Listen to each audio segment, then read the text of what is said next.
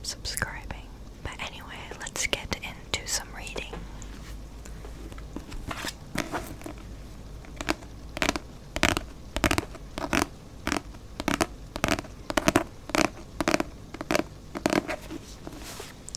So the book that I ended up choosing today is The Woman in Cabinton, and it is by Ruth Ware.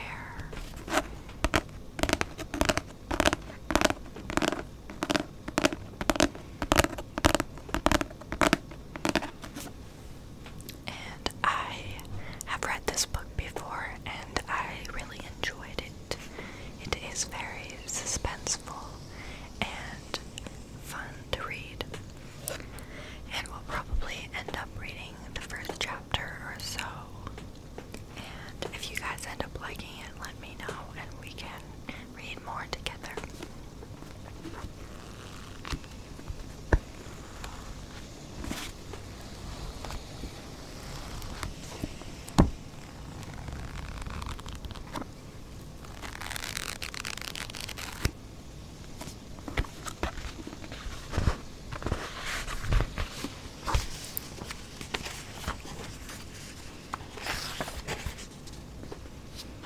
It says, "To Eleanor with love."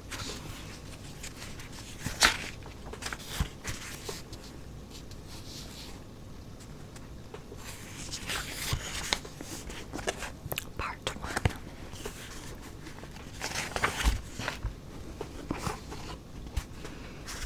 Friday, September 18th. The first inkling that something was wrong was waking in the darkness to find the cat pawing at my face. I must have forgotten to shut the kitchen door last night. Punishment for coming home drunk. "Go away," I groaned. Delilah mewed and butted me with her head. I tried to bury my face in the pillow, but she continued rubbing herself against my ear, and eventually I rolled over and heartlessly pushed her off the bed. She thumped to the floor with an indignant little meep, and I pulled the duvet over my head, but even through the covers I could hear her scratching at the bottom of the door, rattling it in its frame. The door was closed. I sat up, my heart suddenly thumping, and Delilah leaped into my bed with a glad little chirp, but I snatched her to my chest, stilling her movements, listening. I might well have forgotten to shut the kitchen door, or I could even have knocked it to without closing it properly, but my bedroom door opened outward, a quirk of a weird layout of my flat. There was no way Delilah could have shut herself inside. Someone must have closed it. I sat frozen, holding Delilah's warm, panting body against my chest, trying to listen. Nothing, and then, with a gush of relief, it occurred to me. She'd probably been hiding under my bed, and I'd shut her inside with me when I came home. I didn't remember closing my bedroom door, but I might have swung it absent-mindedly. To be honest, everything from the tube station outwards was a bit of a blur. The headache had started to set in on the journey home, and now my panic was wearing off. I could feel it starting up again in the base of my skull. I really needed to stop drinking midweek. It had been okay in my 20s, but I just couldn't shake off the hangovers like I used to. Delilah began squirming uneasily in my arms, digging her claws into my forearm, and I let her go while I reached for my dressing gown and belted it around myself. Then I scooped her up, ready to sling her out into the kitchen. But when I opened the bedroom door, there was a man standing there. There's no point in wondering what he looked like because, believe me, I went over it about 25 times with the police. Not even a bit of skin around his wrists. They kept saying, "No, no, no, and no." He had a hoodie on and a bandana around was in shadow, except for his hands. On these, he was wearing latex gloves. It was that detail that scared the shit out of me. These gloves said, "I know what I'm doing." They said, "I've come prepared." They said, "I might be after more than your money." We stood there for a long second, facing each other, his shiny eyes locked onto mine. About 1,000 thoughts raced through my mind. Where the hell is my phone? Why did I drink so much last night? I would have heard him come in if I'd been sober. Oh Christ, I wish Judah was here. And most of all, those gloves. Oh my God, those gloves. They were so professional, so clinical. I didn't speak. I didn't move. I just stood there, my ratty dressing gown gaping, and I shook. Delilah wriggled out from my unresisting hands and shot away up the hallway into the kitchen. I just stood there, shaking. Please, I thought. Please don't hurt me. Oh God, where's my phone? Then I saw something in the man's hand. My handbag, my new Burberry handbag. Although that detail seemed monumentally unimportant, there was only one thing that mattered about the bag. My Bobo was inside. His eyes crinkled in a way that made me think he might be smiling beneath the bandana. I felt the blood drain from my head, my fingers pulling in the core of my body, ready to fight or flee, whichever it had to be. He took a step forwards. "No," I said. I wanted it to sound like a command, but it came out like a plea, my voice small and squeaky and quavering pathetically with fear. "No." But I didn't even get to finish. He slammed the bedroom door in my face, hitting my cheek. For a long moment I stood, frozen, holding my hand to my face, speechless with the shock and pain. My fingers felt ice cold, but there was something warm and wet on my face, and it took a moment for me to realize it was blood.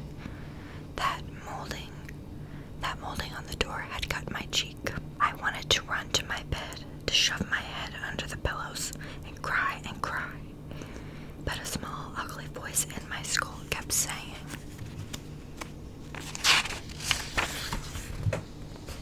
"He's still out there. What if he comes back? What if he comes back for you?" There was a sound from the hall, something falling, and I felt a rush of fear that should have galvanized me, but instead paralyzed me. "Don't come back. Don't come back." I realized I was holding my breath. I made myself exhale, long and shuddering, and then slowly, I forced my hand out towards the door. There was another crash in the hallway outside, breaking glass, and with a rush, I grabbed the knob and braced myself. My bare toes dug into the old, gappy floorboards, ready to hold the door close as long as I could. I crouched there against the door, hunched over with my knees to my chest, and I tried to muffle my sobs with the dressing gown while I listened to him ransacking the flat and hoped to God that Delilah had run out into the garden, out of harm's way. At last, after a long time, I heard the front door open and shut. I sat there, crying into my knees and unable to believe he'd really gone, that he wasn't coming back to hurt me. My hands felt numb and painfully stiff, but I didn't dare let go of the handle. I saw again those strong hands, the pale latex gloves. I don't know what would have happened next. Maybe I would have stayed there all night, unable to move. But then I heard Delilah, outside, mewing and scratching at the door, at the other side of the door. "Delilah," I said hoarsely. My voice was trembling so much, I hardly sounded like myself. "Oh, Delilah." Through the door, I heard her purr, the familiar, deep chainsaw rasp, and it was like a spell had been broken. I let my cramped fingers loosen from the doorknob, flexing them painfully, and then stood up, trying to stay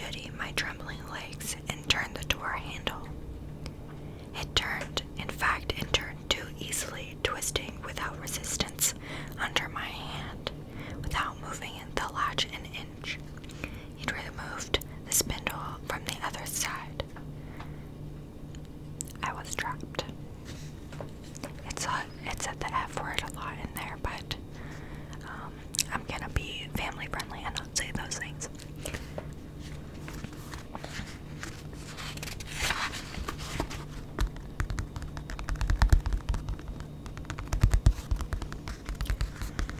That was the end of chapter 1, so we'll go on to chapter 2.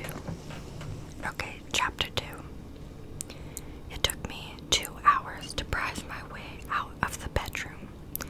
I didn't have a landline, so I had no way of calling for help, and the window was covered by security bars. I broke my best nail file, hammering away at the latch, but at last I got the door open and I ventured into the narrow hallway. There are only 4 rooms in my flat: kitchen, living room, bedroom, and tiny bathroom, and you can pretty much see the full extent of it from outside my bedroom, but I couldn't stop myself from peering into each doorway, even checking the cupboard in the hallway where I keep my Hoover, making sure he was really gone. My head was pounding and my hands were shaking as I made my way outside and up the steps into my neighbor's front door, and I found myself looking over my shoulder into the dark street as I waited for her to answer. It was around 4 a.m., I guessed, and it took a long time and a lot of banging to wake her up. I heard grumbling over the sound of Mrs. Johnson's feet clumping down the stairs, and her face when she cracked open the door was a mixture of bleary confusion and fright. But when she saw me huddled on the doorstep in my dressing gown with blood on my face, the tone broke in. It was hard to talk. I don't know if it was chilly autumn air or the shock, but I had started shivering convulsively, and my teeth chattered so hard I had a momentary horrible image of them shattering in my head and pushed that thought away. "You're bleeding." The face was full of distress. "Oh, bless my soul, come in, come in." She led the way into the paisley carpeted entrance to her maisonette, which was small and dark and grimly overheated, but right now felt like a sanctuary. "Sit down, sit down." She pointed to a red plush sofa and then went creakily to her knees and began to fiddle with the gas fire. The gas popped and flared, and felt the heat rise a degree as she got painfully to her feet again. "I'll make you some hot tea." "I'm fine, honestly, Mrs. Johnson. Do you think?" But she was shaking her head sternly. "There's nothing to be a hot sweet tea when you've had a shock." So I sat, my shaky hands clasped around my knees, while she rattled around in the tiny kitchen, and then came back with 2 mugs on a tray. I reached out for the closest and took a sip, wincing at the heat against the cut on my hand. It was so sweet I could barely taste the dissolving blood in my mouth, which I suppose was a blessing. Mrs. Johnson didn't drink, but she watched me, her forehead wrinkled in distress. "Did he," her voice faltered, "did he hurt you?" I knew what she meant. I shook my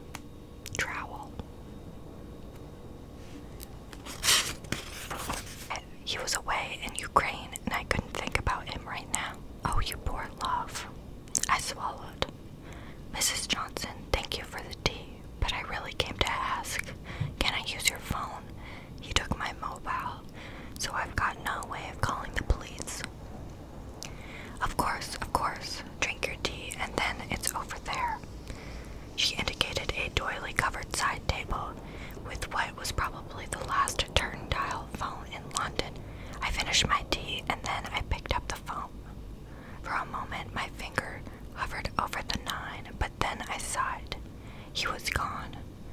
What could they reasonably do now? It was no longer an emergency call. Instead, I dialed 101 for the non-emergency response and waited to be put through.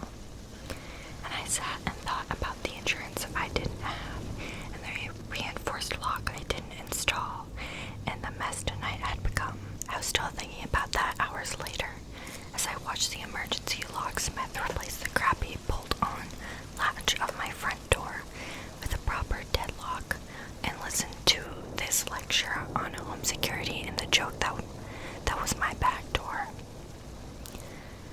That panel's nothing but MDF, love. It'd take one gig to bash it in. Want me to show you? No, I said hastily. No thanks, I'll get it fixed. You don't do doors, do you? Nah, but I got a mate who does. I'll give you his number before I go. Meantime, get your hubby to whack a good piece of 18mm plywood over the panel. You don't want a repeat of last night. No, agreed. Understatement of the century. Mate in the police says a quarter of the burglaries are repeats. Same guys come back for more. Great, I said thinly. Just what I need to hear. 18mm. Want me to write it down for your husband? No thanks, I'm not married, and even in spite of my ovaries, I can't remember a single 2-digit number. Ah, right, gotcha. Well, there you go then, he said, as if that proves something. This door frame ain't nothing to write home about, neither. You want one of those London bars to reinforce it. Otherwise, you can have the best lock in the business, but if you kick it out, the frame, you're back in the same place as before. I got one in the van that might fit. Do you know? Then things I'm talking about. I know what you were talking about, I said wearily. I placed a piece of the metal that goes over the lock right. I suspected he was milking me for all the business he could get, but I didn't care at this point. Tell you what, he stood up, shoving his chisel in the back of his pocket. I'll do the London bar, and I'll chuck in a piece of ply over the back door for free. I got a bit in the van about the right size. Chin up, love. He ain't getting back in this way at any rate. For some reason, the words weren't reassuring. After he'd gone, I made myself a tea and paced the flat.